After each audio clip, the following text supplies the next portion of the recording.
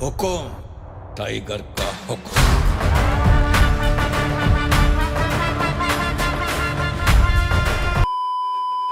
Hi friends, అందరూ ఎలా ఉన్నారు? Welcome to reel connect YouTube channel.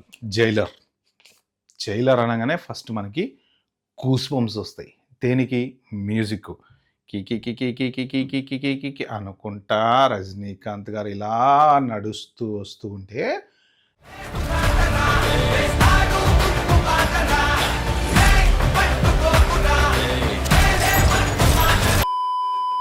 నిజంగా భయ ఇప్పటిదాకా సినిమాలలో చాలా సినిమాలు చూసాం.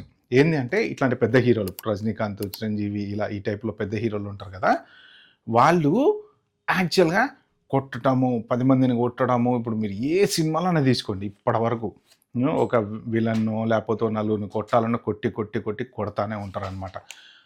అలాగా ఎవరిని కొట్టకుండా కాముగా సింపుల్గా మ్యూజిక్ తోటి అరే ఇంతమందిని కొట్టాడా అని జస్ట్ అలా మేనేజ్ చేసినటువంటి సినిమా జైలర్. అలాగా మ్యూజిక్ తోటి హీరోయిజంని చూపించడం అనమాట. జనరల్గా కొట్టడం వేరు, మ్యూజిక్ తోటి. అలాంటి జైలర్ సినిమా ఒక సింపుల్గా ఫ్యామిలీ మ్యాన్. నిజంగా రజనీకాంత్ క్యారెక్టర్ వండర్ అనిపిస్తుంది. ఎందుకంటే హీరో నాన్న ఒక కమిడియన్ చేతిలో, కమిడియన్ పోయి కార్ వేసుకొని గుద్దడం, ఈ టైప్లో ఉంటుంది. సో అలాగే ఇప్పుడు పిల్లలాగా ఉంటారు, దడేలిన పులిగా మారుతారు. అలాంటి జైలరు పార్ట్ 1 ఒక రేంజ్లో కనీసం 10 సార్లు చూసినా కానీ 11వ చూడబోద్దు, అంత సూపర్ సినిమా అది.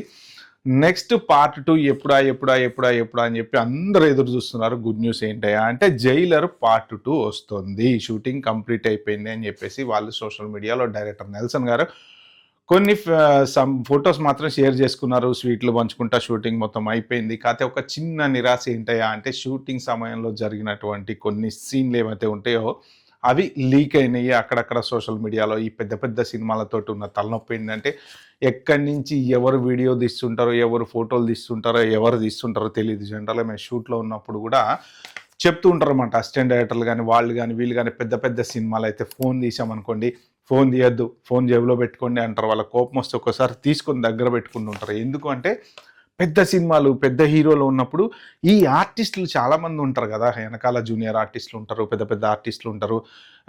వాళ్ళ మధ్యలో ఇప్పుడు హీరో ఉన్నాడు. ఇప్పుడు for example A Ram Charan game changer జరుగుతుంది అనుకోండి, వెనక బోర్డు అంతమంది జూనియర్ ఆర్టిస్టులు నిలబడుతుంటారు. మరి ఎవరు ఎక్కడ ఏ సందు నుంచి ఏ సీన్ రికార్డ్ చేస్తున్నారో తెలియదు కదా.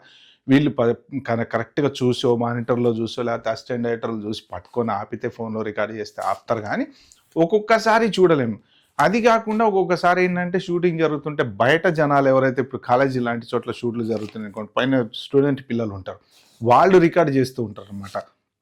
సో ఎంత తిట్టినా ఎంత చెప్పినా ఎక్కడి నుంచి అయినా ఎంతకైనా ఆపగలుగుతాం. సో ఇలాంటి పబ్లిక్ ప్లేస్లలో షూటింగ్ జరిగినప్పుడు ఇంతకుముందు అంటే ఈ ఫోన్ల గోల అవన్నీ ఏమి లేవు కాబట్టి ప్రశాంతంగా వాళ్ళు ఎక్కడంటే అక్కడ షూటింగ్లు చేసుకున్నారు. ఏ గీకులు లేవు. ఎక్కడన్నా ల్యాబొరేటరీ నుంచి లీక్ చేయాలని ఇంత పెద్ద రీళ్లు తీసుకుపోయి ఎవరు లీక్ చేస్తాడు? ఈ ఫోన్లు, సోషల్ మీడియా వచ్చిన తర్వాత పెద్ద తలనొప్పి ఏమైందంటే ఎక్కడి నుంచి ఎవరు జేబులో ఇట్లా ఫోన్ పెట్టుకొని వెళ్తున్నా కెమెరా ఆన్లో ఉందో లేదు. లేటెస్ట్ ట్రెండ్ ఏంటంటే కళ్ళజోళ్ళల్లో కెమెరాలు వచ్చినాయి. ఇప్పుడు ఎవడెక్కడి నుంచి నిలబడి కళ్ళజోడు పెట్టుకొని ఇట్లా నిలబడితే అటు రికార్డ్ చేస్తున్నాడో కూడా తెలియదు అన్నమాట. అలాంటి హెడ్ఏక్ వచ్చింది. అందుకని మన రాజమౌళి సార్ ఏం చేస్తాడంటే అందరికీ ఒక ట్యాగ్ ఇస్తాడు, మెడలో వేసుకోండి. అదొక కార్పొరేట్ కంపెనీలో ఎంప్లాయ్మెంట్ జాబ్ చేయడానికి వెళ్ళినట్టు ఉంటుంది అనమాట రాజమౌళి షూటింగ్. అంటే ఫోన్లు గీన్లు అన్నీ out, no phone not allowed. So ఆ టైప్లో ఆయన స్ట్రిక్ట్గా మెయింటైన్ చేస్తుంటాడు. ఎందుకంటే పెద్ద ఆర్టిస్టులు ఉంటారు.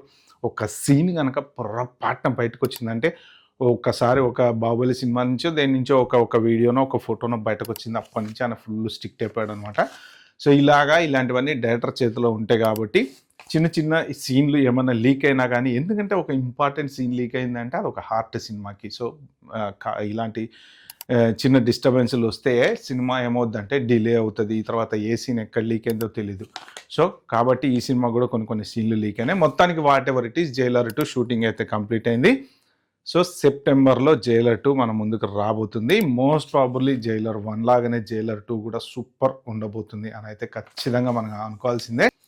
ఓకే ఫ్రెండ్స్, ఇది వీడియోలో చెప్దాం అనుకుంది. ఇలాంటి మంచి వీడియోలు నా ఛానల్లో కనుక మీరు చూడాలి అనుకుంటే మాత్రం ఖచ్చితంగా సబ్స్క్రైబ్ చేసుకోండి, లైక్ బటన్ నొక్కి పెట్టుకోండి, నోటిఫికేషన్ ఆన్ చేసి పెట్టుకోండి. Bye, have a good day.